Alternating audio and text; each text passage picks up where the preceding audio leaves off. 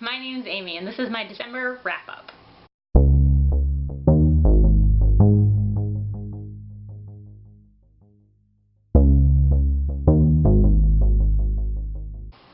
So I read 7 books this month, which is pretty good considering all the holidays. So here we go.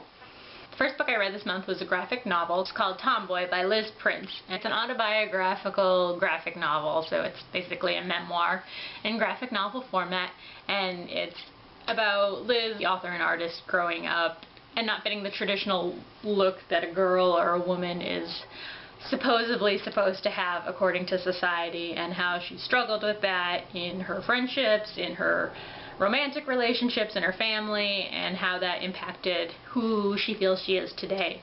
The next book I read, I actually listened to an audiobook, and that was The Fifth Wave by Rick Yancey. I know a lot of people know about this book already, but I will throw in my 2 cents about it. It's basically about this alien race that has come in and invaded the Earth and decimated 90% of the population of Earth, I believe.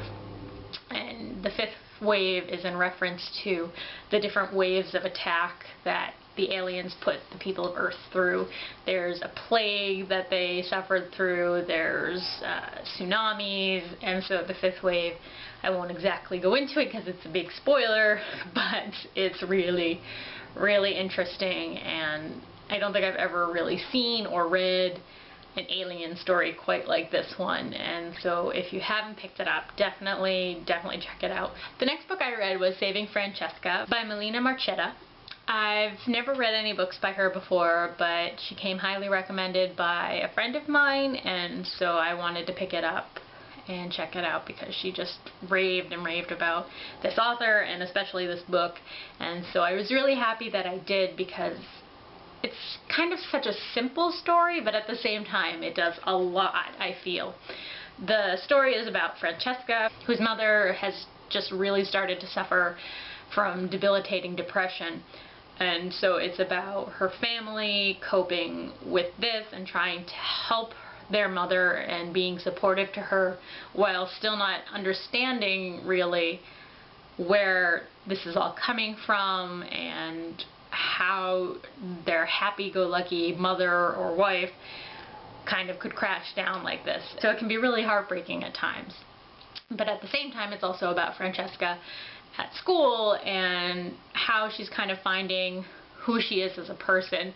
She has so often been defined by her mother or by her friends at her old school. She never really found out who she was by herself. And so with her relationships in her new school, which just happens to be a previously boys-only school that only a few girls now attend, since it's been opened up to both genders.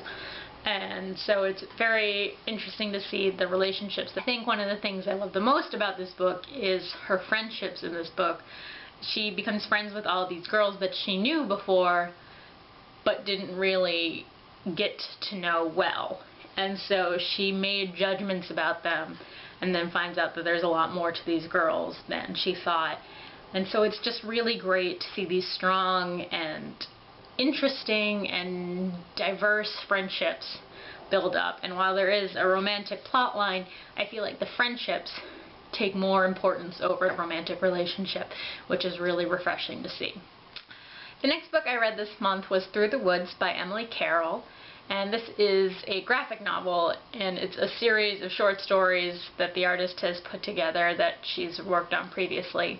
And if I remember, I have read one of her shorter works that's in the book online at one point. I don't know if she still has them online or not, but they're definitely dark and creepy stories.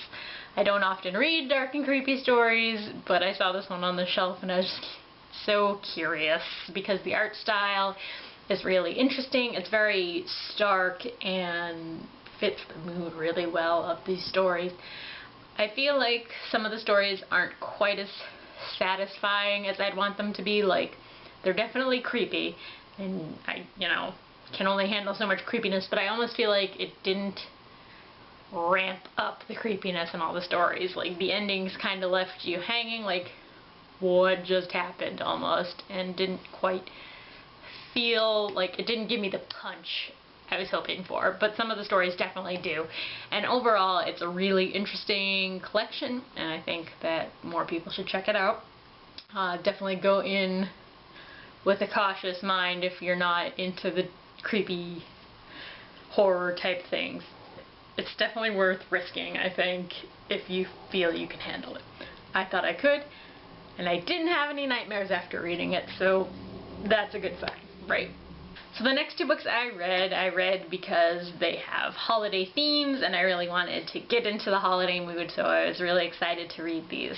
And the first one is My True Love Gave to Me, which is edited by Stephanie Perkins and written by a bunch of amazing authors. Amazing authors.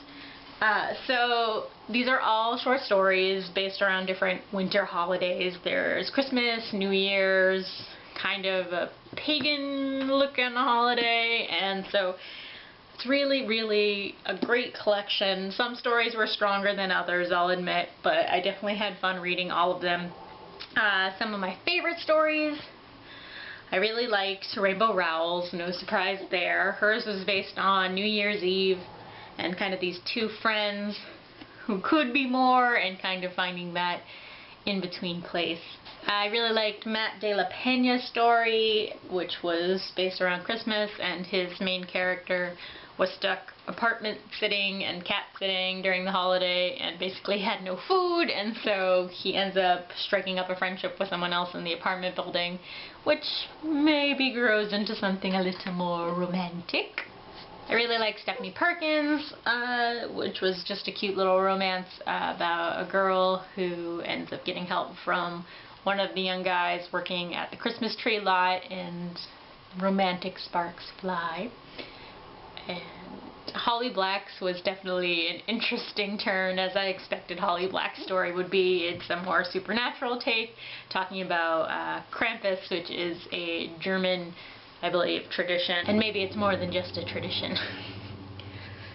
I mean, gosh, I really liked a lot of these stories, so if you're interested, all of them are worth reading. Some just, I think I enjoyed more than others, so check it out. I love it. I love it, love it, love it, love it, love it, and I definitely think I'll be reading this many Christmases to come. And similarly, the next book I read was Let It Snow, which is a collection of stories by John Green, Maureen Johnson, and Lauren Miracle. And I really enjoyed this collection. It's 3 stories, all based around the same Christmas, where there's a huge blizzard and different characters from the stories intersect, basically. So they're all separate stories, but they connect with each other in little ways. And it's really cute, and I really love it. The first story, which was by Maureen Johnson, was my favorite of the 3. It's just a really cute romance. The other 2 are just as likable. I just ended up loving the first one the most. But the ending of the 3rd one is very satisfactory because you kind of get to revisit all the characters that you've met throughout 3 stories. So it comes to a great conclusion together, bringing 3 stories into one. The last book I read this month was Killer Instinct by Jennifer Lynn Barnes. This is the 2nd book in a series called The Naturals. The first book is called The Naturals, so that's what the series kind of took on as its name. And the whole concept of the series is that there's this group of teenagers who have unique abilities, not supernatural or anything, just capacity for interesting abilities that help solve cases for the FBI.